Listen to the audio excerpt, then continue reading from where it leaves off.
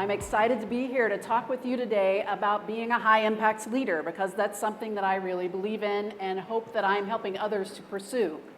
But when I think back to my career when I started in human resources decades ago. When I was graduating university, my advisor came to me and said it was time to pick a major for my final year.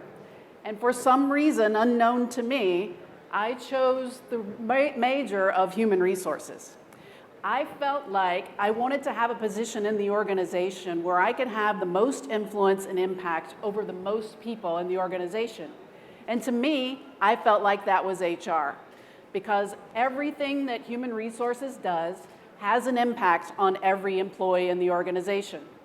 So here I am, decades later, and I believe that was a great decision.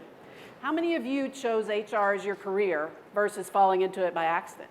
Well, congratulations. The rest of you that fell into it by accident, the good news is you're in the right place. You are the key to success in your organization and the organization's future. I believe that HR professionals, people leaders, so even if you're not in HR and you're a manager of people, you have the most opportunity for influence and impact in your organization.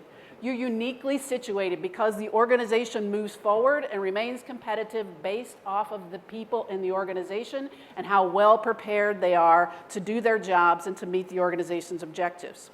So remember, when you go back to work, you are the most important employee in your organization. Now you need to act like it. The good news is there are challenges and opportunities ahead where your talents are needed. This is the results of a global study done by DDI of global leaders asking what the challenges that they saw facing their businesses into 2022. And if you look at the ones that I have highlighted in green there, 2 of the top 3 certainly involve human resources and the work that you do in your organizations. So if your C-level leaders in your organizations believe that the top challenge that the business is facing is developing future leaders and attracting and recruiting the right talent, you and your team are the people to solve that challenge. Also, 3 of the top 10 are people-related issues. The upskilling, reskilling issue is on there as well. So if you're the most important employee in the organization, you have an opportunity for influence and impact, and you have challenges and opportunities that you can help your organization meet to move forward. That's a great position to be in. So I want to give you 6 areas today that you can focus on, whether you are the CHRO in your organization or you just started in human resources last week and you're an individual contributor. You have an opportunity through your thinking, through your mindset, and the work that you do with your team to really make a difference in your organization. The first area is to know the business.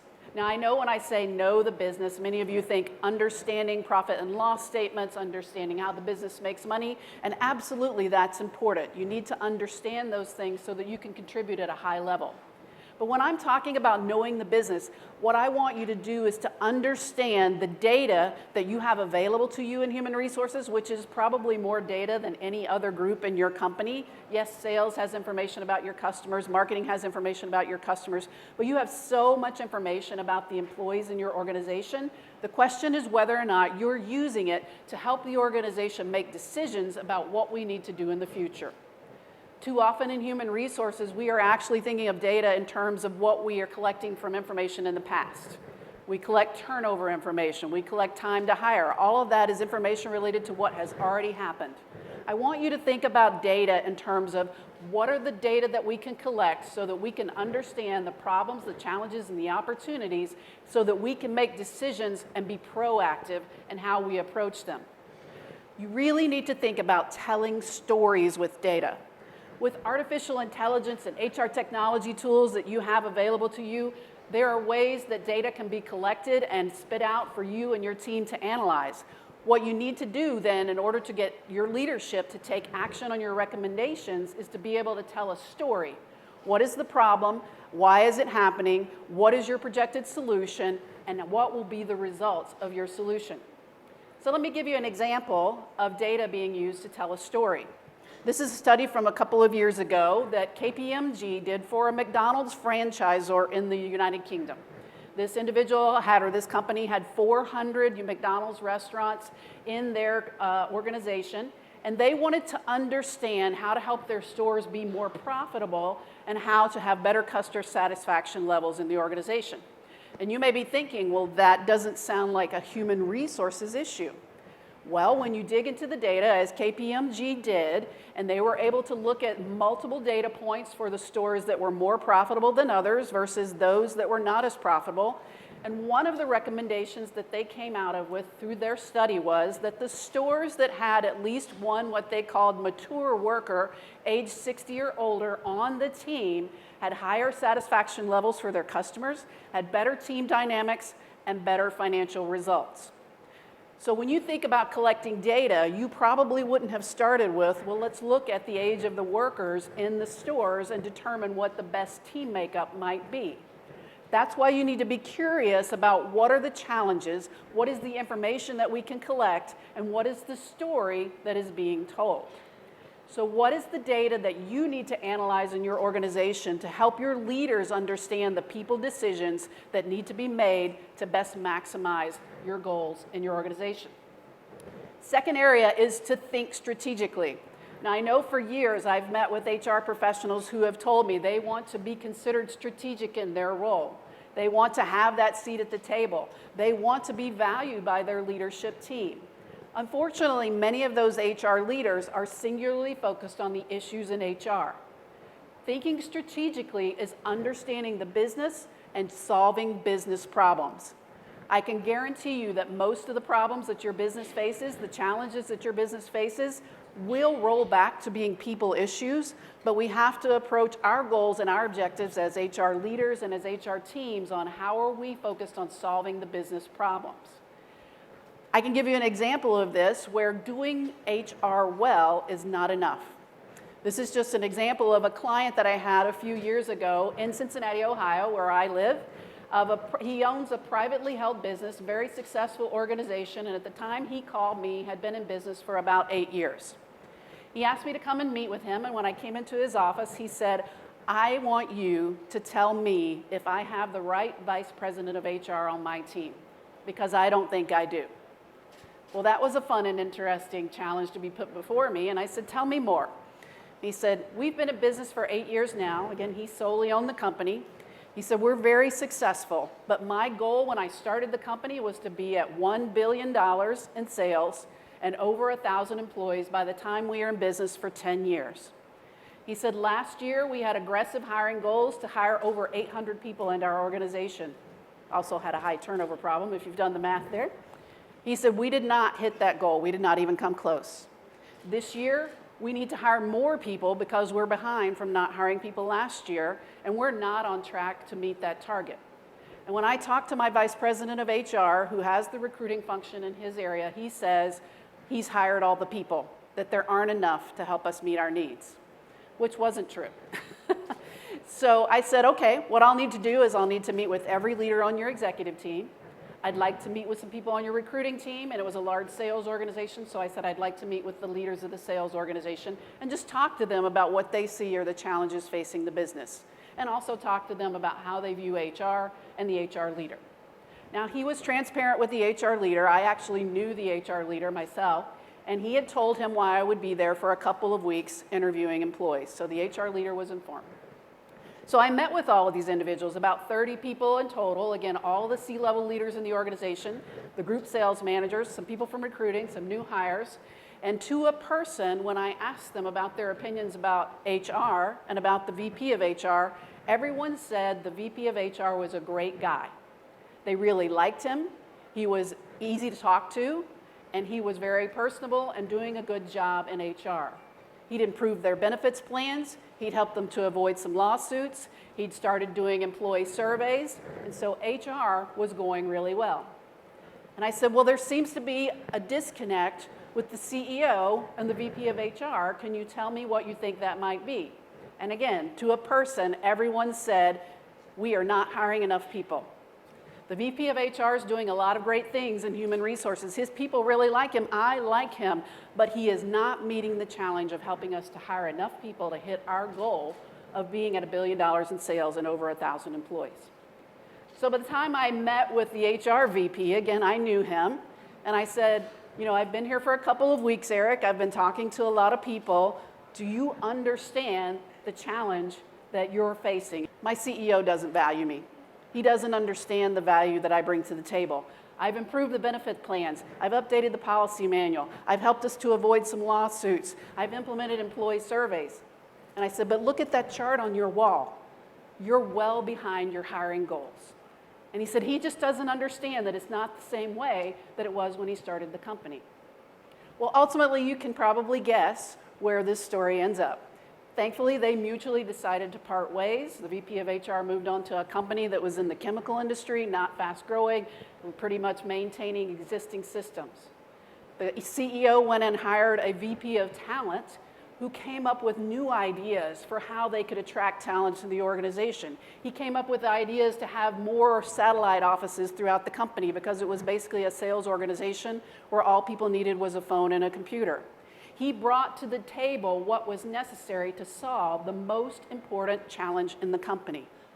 So when I tell that story, I tell it because I want HR leaders and leaders in general to know that if you are not focused on solving the most important challenges in your organization, doing good work is not enough. This is one of the original core values of Facebook, and we can probably all agree that maybe Mark Zuckerberg has lost sight of that over the last few years, but I think it's good advice for us. Now you might be asking, well, how do I know what the most important problem is in my business, Jennifer?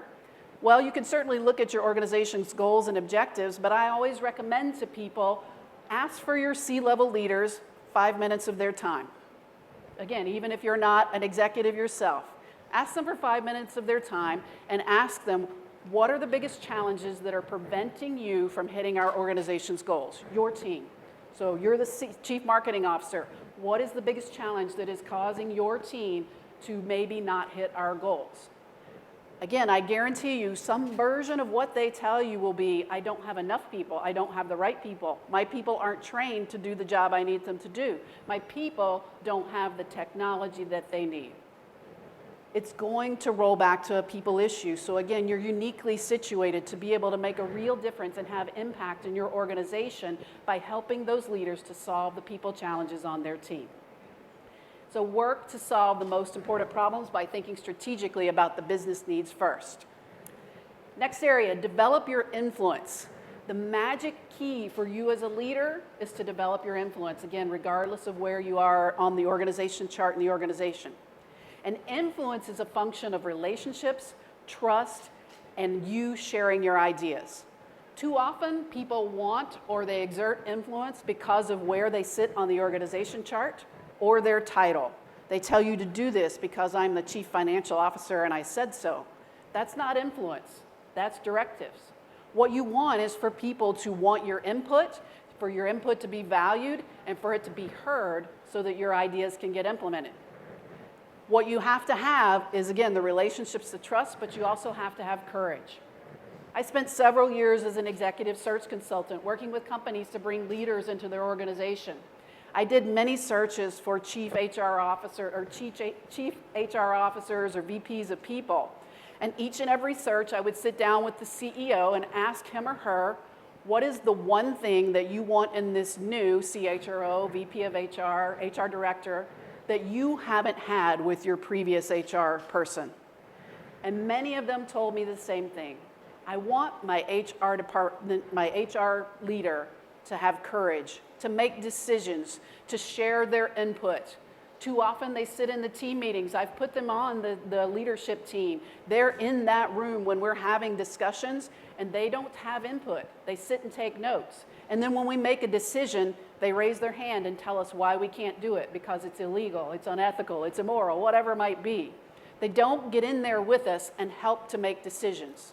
The C-level leaders would tell me, I'm not an expert in HR. I need my HR person to speak up. So you have to have courage to share the influence that they want to hear from you. This is a quote from a blog post that a friend of mine, Neil Morrison, who's the former HR director at Penguin Random House in the UK. He wrote this on his blog several years ago, and I thought it was such a magical quote. I think I've shared it in almost every presentation since then, because I spent 20 years working as an HR leader and executive, and I know in the beginning I did a lot of telling people that I should be in that room because I'm HR.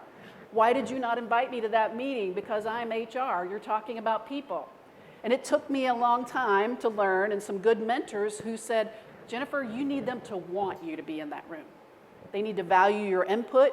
You need to share your ideas. You need to participate in debate respectfully, and you need to bring ideas to the table. When you do that, they'll want you in that room. So influence is gained by having input, having courage to make decisions, engaging in productive debate, and having relationships and trust with your colleagues so that they want you to be in that room and they need your advice. It's also important as a leader that you're accessible. And when I say accessible, I saw yesterday many of you raised your hands that you either have a fully remote workforce or a hybrid workforce, so being accessible is maybe a little more difficult than it has been in the past when you saw people in the office every day. But there's news out there again. The data tells us something different. This is a chart from a company called Energage that measures employee engagement. Of course, Gallup does the same thing. Both organizations globally were measuring engagement in 2020, which is the line at the top. And as you can see, surprisingly, in 2020, employee engagement actually went up. I remember I was reading the articles in April, May of 2020 when the results were reported, and you're thinking, we're in a global pandemic. The whole world of work just got turned upside down. How in the world could employee engagement go up during such a stressful time? Well, once these organizations dug into Gallup and Energage and others who measure employee engagement globally, they dug down into why employee engagement, which had been pretty stagnant for years in organizations, actually went up during a time of global crisis. And what they found was, and you probably remember, we were communicating more often with our employees. We learned how to use Zoom to have daily, weekly team meetings. We gave people the state of the union. This is what we know, this is what we don't know, this is what we're trying, here's what we need from you, and how can we support you? As leaders, we were more visible in the beginning times of the pandemic than we ever had been before.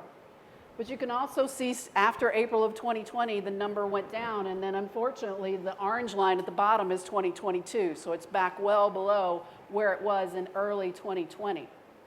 What that tells us is that we are less visible as leaders. We're not communicating as often with our employees. We're not showing them what our cards are. We're not being vulnerable as leaders and saying, here's what I'm struggling with. What are you struggling with? We need to think about the lessons we learned from what happened at the beginning of the pandemic when the world of work changed forever. We were reaching out to people. We showed them we cared. We asked them what they needed. Are you still doing those same things in your organization? So even though you may have people working remotely or hybrid or in your office, it's important that you're visible and accessible to them as a leader. It's also important that you see them for who they are. Again, especially if you work with remote teams. You have to know your people. You have to be able to show empathy and show a little bit of yourself so that they can connect with you and relate and truly feel like you care. Towers Watson does a global study every year as well, and they found that the single biggest factor in employee engagement is whether or not their individual manager is genuinely interested in their well-being. Now, you may be thinking, well, some of our managers aren't very good at that.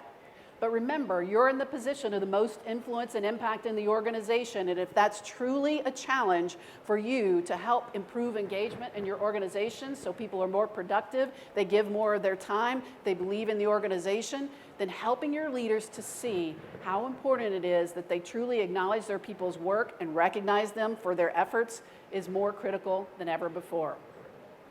Finally, it's critical that you as a leader and an evolving leader continue to focus on your own personal development. Don't wait for your manager, your leader, to tell you what you need to do to improve yourself or to offer you training to go to. Again, another benefit of what we've been through over the last 2.5 years is learning is practically ubiquitous.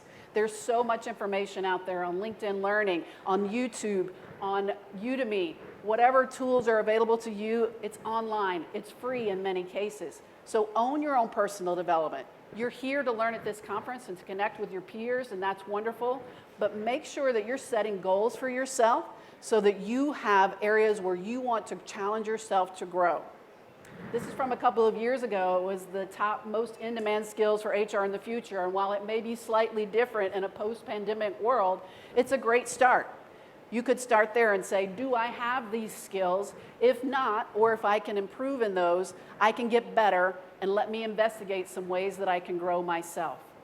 The world of work will be constantly changing forever. As you know, we won't go back to normal. It will be rapid change from now on, and we all need to be continually growing our skills and ourselves in order to keep up with the pace of change in our organization. So again, I want to leave you with, when you leave this conference, you go back to your workplaces, you are the most important employee in your organization if you have an impact on another person in your organization. The true challenges that our leaders and our organizations face in the future are people-related issues. You're the expert. Own that and go make a difference. Thank you.